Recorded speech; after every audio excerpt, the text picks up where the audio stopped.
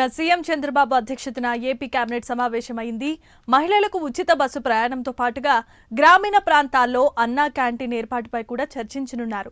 గీత కార్మికులకు 10% మద్యం షాపుల కేటాయింపుపై కేబినెట్ నిర్ణయం తీసుకునే అవకాశం ఉన్నట్లుగా తెలుస్తోంది.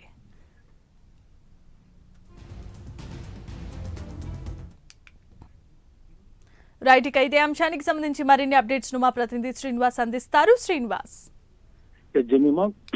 కొద్దిసేపటి క్రితమే ఆంధ్రప్రదేశ్ రాష్ట్ర కేబినెట్ భేటీ ప్రారంభమైంది. ముఖ్యమంత్రి చంద్రబాబు నాయుడు అధ్యక్షతన కూడా జరుగుతున్న ఈ కేబినెట్ భేటీలో మంత్రులంతా కూడా మంత్రిమండలి వర్గానికి మంత్రులంతా కూడా హాజరయ్యారు. ప్రధానంగా ఈ రోజు జరిగే కేబినెట్ భేటీలో కూడా 13 అంశాల అజెండాతో కూడా ఈ రోజు కేబినెట్ లో చర్చించి ఆమోదం తెలిపే అవకాశం ఉంది.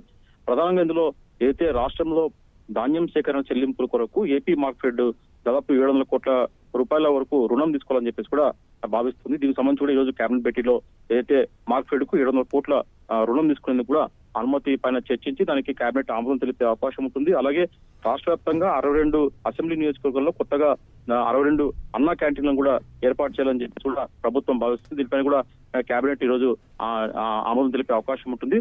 ఏదైతే పేదలకు 5 రూపాయలకే అన్నం అందించేలా కూడా ఈ అన్నదాన క్యాంటీన్లు ఏర్పాటు చేశారు. ఇప్పటికే రాష్ట్ర వ్యాప్తంగా కూడా పలు ప్రాంతాలు కూడా చేశారు. అయితే తాజాగా ఇప్పుడు 62 అసెంబ్లీ నియోజకవర్గాల్లో కూడా ఈ 62 అన్న క్యాంటీన్లు కూడా ఏర్పాటు చేయాలని చెప్పేసి కూడా కేబినెట్ డిసిషన్ తీసుకునే అవకాశం ఉంటుంది. అలాగే ప్రధానంగా ప్రకాశం బ్యారేజీ దిగువన కృష్ణానదికి కుడి వైపున రిటైనింగ్ వాల్ నిర్మించాలని చెప్పేసి కూడా ఇప్పటికే ఇరిగేషన్ శాఖ ఒక ప్రతిపాదన చేసింది. దానికి సంబంధించి దాదాపు 294 కోట్ల రూపాయలు నిధులు అవసరం ఉంటుంది. దానికి కూడా ఈ రోజు కేబినెట్ భేటీలో చర్చించి ఈ 294 కోట్ల రూపాయలు ఏదైతే కృష్ణానదికి రిటైనింగ్ వాల్ నిర్మించేందుకు అవసరం ఉందో దానికి రుణాలు తీసుకునే విధంగా అనుమతులు ఇచ్చే విధంగా కూడా ఈ రోజు కేబినెట్ భేటీలో ఆమోదం తెలిపే అవకాశం ఉంటుంది.